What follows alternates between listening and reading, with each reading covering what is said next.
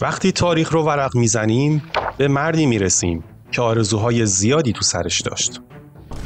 رویاهایی که اونقدر عجیب بودن که وقتی در موردشون با مردم حرف میزد همه فکر میکردن دیوون است.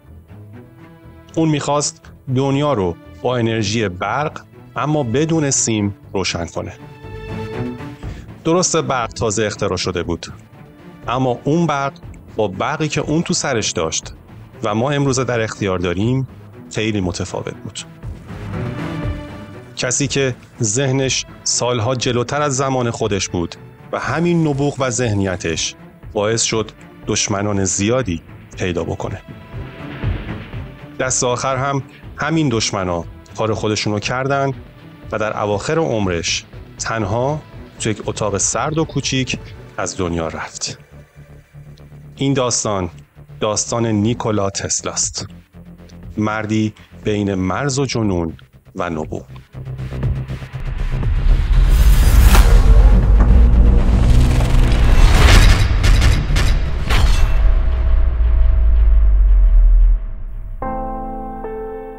نیکولا تسلا سال 1884 جوان لاغرندام و قد بلند از صربستان با جیب خالی و فقط چند دلار پول با رویای یک آینده روشن پا به نیویورک گذاشت.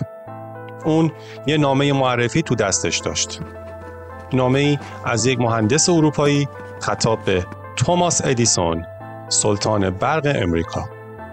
تسلا راه رسیدن به رویاهاش رو در کار کردن کنار ادیسون که اون موقع همه به عنوان سلطان برق آمریکا و پدر روشنایی جهان میشناختنش میدونست.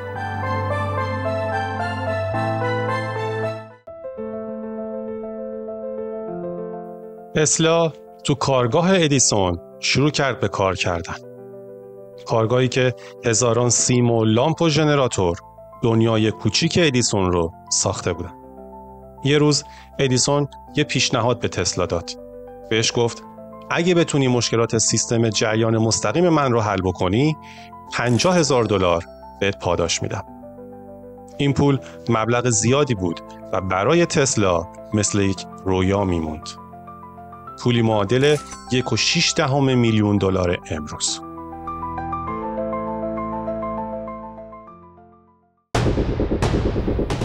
تسلا هم ماها بدون استراحت شروع کرد به کار کردن.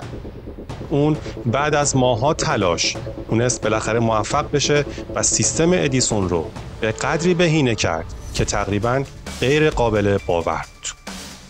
اما وقتی پاداش خودش رو از ادیسون خواست، ادیسون فقط با یک جمله جوابش رو داد.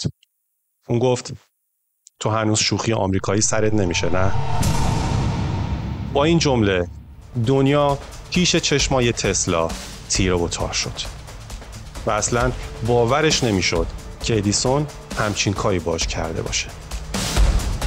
این شوخی برای تسلا یه خیانت محسوب شد و همون روز استعفای خودش رو داد و از دفتر ادیسون خارج شد. با جیبی خالی تر از قبل اما با یک دشمن قدرتمند. شکست اول به تسلا یه درس بزرگ داد. درس این که نبوغ بدون سرمایه و قدرت شکست میخوره. اما در اوج ناامیدی یه فرصت جدید از راه رسید. جورج وستینگهاوس، یه مهندس و سرمایه‌دار آمریکایی باهوش که میخواست رو ایده های تسلا سرمایه گذاری کنه. اون به قدرت ایده تسلا یعنی جریان متناوب باور داشت. این ایده میتونست برق رو با هزینه ناچیز به دورترین نقاط جهان بفرسته. اما داستان به همین راحتی هم نبود و تازه اول دردسرای تسلا بود. اون طرف داستان ادیسون حاضر به باخت نبود. اون وقتی دید که ممکنه موقعیتش با ایده های نوآورانه تسلا تو خطر بیفته دست به کار شد. اون یک کمپین تبلیغاتی بیرحمانه علیه تسلا و جریان AC به راه انداخت. اون شروع کرد به کشتن حیوانات با برق AC. جریان برق AC که تسلا ازش دم میزد. با اعدام حیوانات در مقابل چشمان مردم سعی داشت ثابت کنه که برق AC کشنده است. اما اوج این وحشت اعدام یک فیل تو سیرک بود. یه فیل بیگناه به نام تپسی که فقط به مردم بگه این اختراع خطرناکه و جامعه رو علیه تسلا بکنه.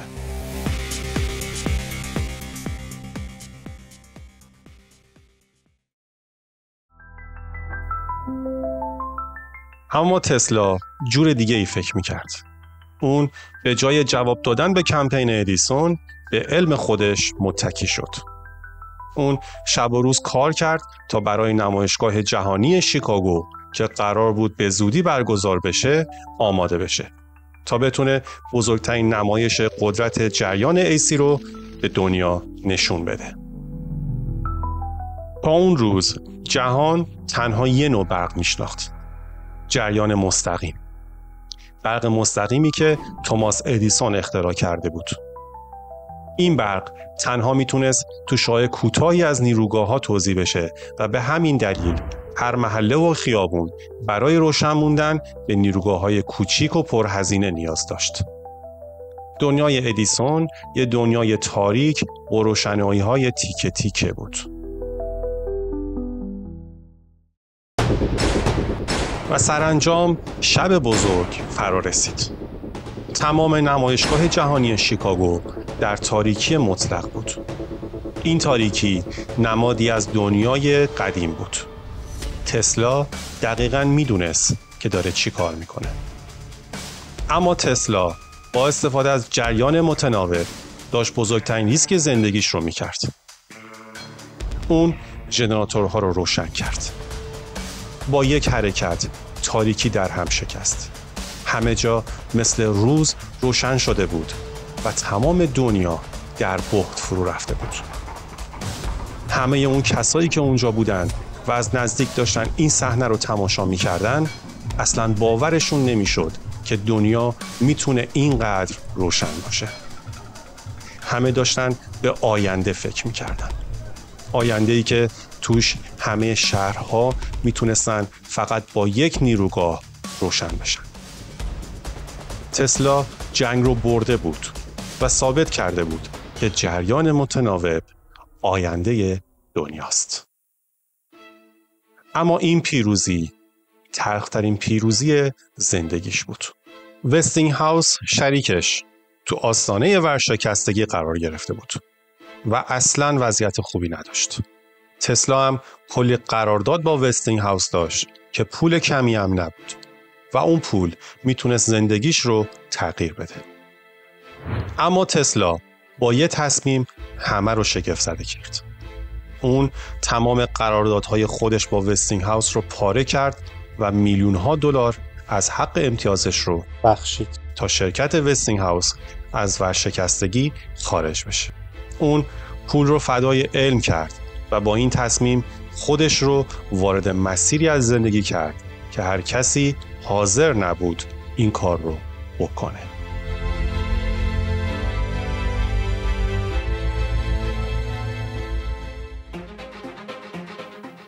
تسلا پس از پیروزی در نبرد جریان‌ها به سمت بزرگترین رویای زندگیش رفت.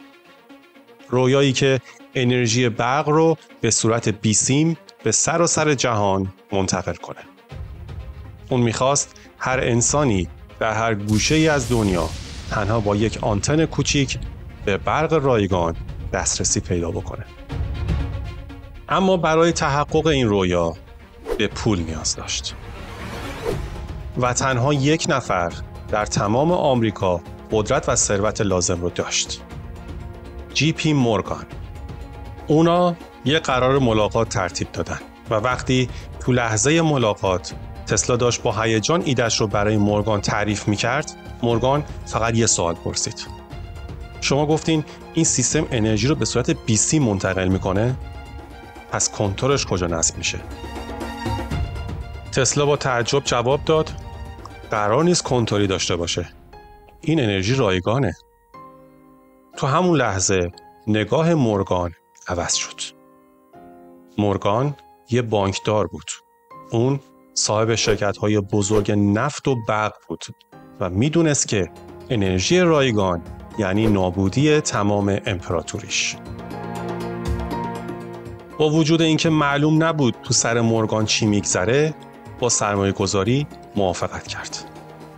ساخت برج غول‌پیکر واردنکلیف تو نیویورک آغاز شد. اما تسلا نمیدونست که این آغاز یک خیانت بزرگه.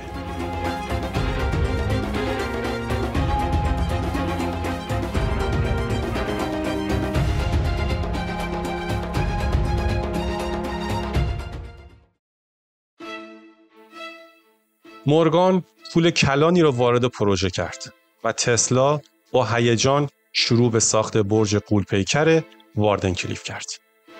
اما تو همون روزا یه رقیب پنهانی در حال ظهور بود. مورگان در سکوت هم روی پروژه تسلا سرمایه گذاری کرده بود و هم با مارکونی در تماس بود. اون میدونست که اگه ایده تسلا مبنی بر انرژی رایگان موفق بشه، تمام شرکت‌های نفت و برقش نابود میشه. واسه همین توی لحظه سرنوشت ساز مورگان فهمید که مارکونی تنها به فکر انتقال پیامه و نه انرژی. و این همون چیزی بود که مورگان میخواست. یه فناوری پولساز و نه یه ایده آرمانگرایانه. بنابراین تو اوج کار وقتی پروژه واردنکلیف تسلا داشت به جاهای خوبی میرسید، نیمه کار رها شد و به نمادی از یک رویای شکست خورده تبدیل شد. انگار قرار نبود تسلا روز خوش ببینه.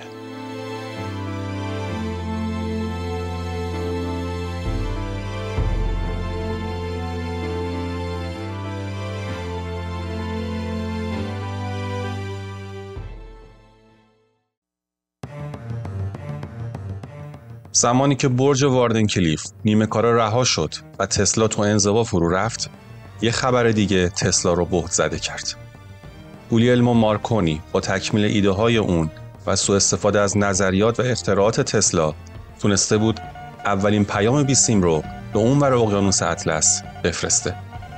جهان اون رو به عنوان مخترع رادیو شناخته بود و به خاطر این اختراع بهش جایزه نوبل هم داد. اما واقعیت این بود که اون تماماً از کارهای تسلا کپی کرده بود و اختراعی که اون داشت ادعاش رو میکرد تماماً ایده های نیکولا تسلا بود. همزمان با این خیانت بزرگ، ایده های تسلا که فراتر از درک انسانهای عادی بود و جامعه اون روز متوجه افکار و ایده هاش نمی شدن، بهانه‌ای شد برای مسخره کردنش. اون از ماشین زلزله ساز و پرتو مرگ صحبت می کرد. اما رسانه ها تنها یک کلمه برای اون داشتن: دیوونه.